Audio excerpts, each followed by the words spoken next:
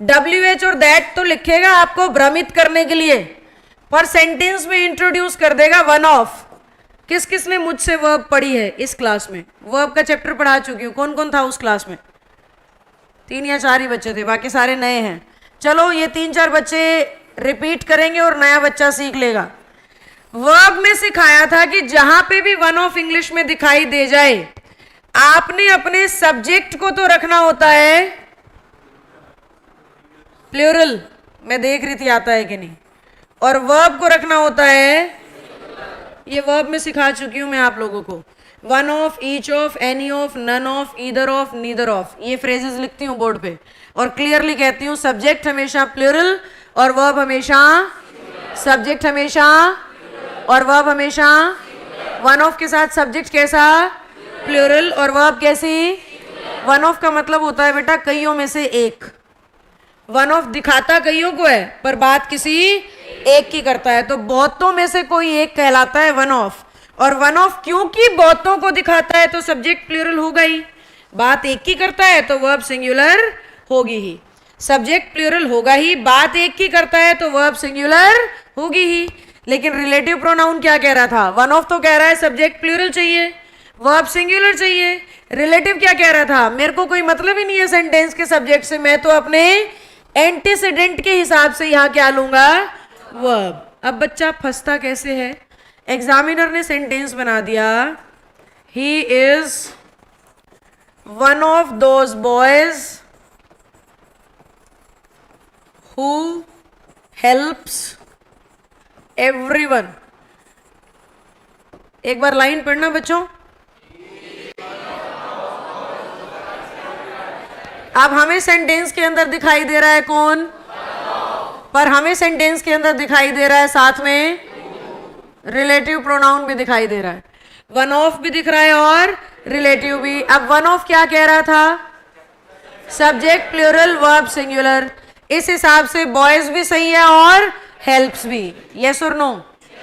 किसी भी main verb पे ऐसी एस लगने से वो सिंगुलर हो जाती है, नए बच्चे को बता रही हूं। किसी भी मेन वर्ब पे, मेन वर्ब क्या होता है? एक्शन। एक्शन क्या होता है? सेंटेंस में होने वाला काम।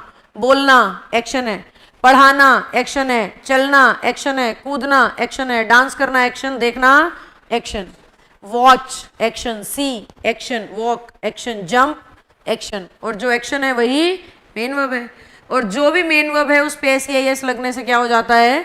सिंगुलर। इसीलिए हेल्प का मतलब मदद करना, एक्शन है, मदद करूंगी दिखेगा, आप किसी की मदद करोगे दिखेगा। तो जो भी काम होता हुआ दिखता है वो मेन वर्ब होती है, और मेन वर्ब पे अगर एस लगा दिया जाए तो वो कैसी हो जाती है? सिंगुलर हो जाती है। तो हेल्प्स यहाँ पे कैसी मेन वर्ब है? सिंगुलर। वन ऑफ को चाहिए भी कैसी थी? सिंगुलर। लेकिन हु ने पंगा कर रखा है ना, हु क्या बोलता है? मेरे को थोड़ी ना मतलब है सेंटेंस के सब्जेक्ट से, मैं तो किसके हिसाब से चलूंगा? अपने सब्जेक्ट के हिसाब से। और हु का सब्जेक्ट कहाँ मिलेगा? उसके बिल्कुल, और बिल्कुल पहले कौन है? बॉयज। बॉयज कैसा है? सिंगुलर की प्लूरल? अब यहाँ भी नए बच्चे कंफ्यूज हो सकते हैं। नाउन का प्लूरल होता है एस लगने से, और वर्ब का सिंगुलर हो जाता है एस लगने से, दोनों उल्टे हैं बिल्कुल। किसी भी नाउन को, किसी के नाम को बहुवचन बनाना है तो एस लगा के होगा। अगर वर्ब को, काम को सिंगुलर बनाना है तो एस लगा के, अगर वर्ब को प्लूरल करना है तो एस हटा के। सिंपल सी भाषा में, गो प्लूरल वर्ब है, goes singular, come plural, comes, teach teaches, girl girl, काम नहीं है नाम है, और जो नाम होता है वो नाउन होता है, जो काम होता है वो वर्ब होती है। समझ गए? नाउन मतलब नाम, वर्ब मतलब काम। बोलो, नाउन मतलब वर्ब मतलब नाउन मतलब वर्ब मतलब नाउन पे एस लगने से प्लूरल और वर्ब पे एस लगने से, नाउन का एस हटने से सिंगुलर और वर्ब का एस हटने से। कंफ्यूज तो नहीं हो रहे हो? सबको समझ आ रहा है? श्योर हो? पेन्स क्या, सिंगुलर की प्लूरल? प्लूरल, क्योंकि पेन नाउन है और नाउन का प्लूरल होता है क्या लगने से? एस लगने से। डांसेस बताओ, डांसेस सिंगुलर के प्लूरल? सिंगुलर, क्योंकि डांस मतलब नाचना, नाचना यानी वर्ब, वर्ब का सिंगुलर क्या? उस पे एस लगना। अब वापस बोर्ड पे आ जाओ। बॉयज क्या है? प्लूरल, और हेल्प्स क्या हो गया?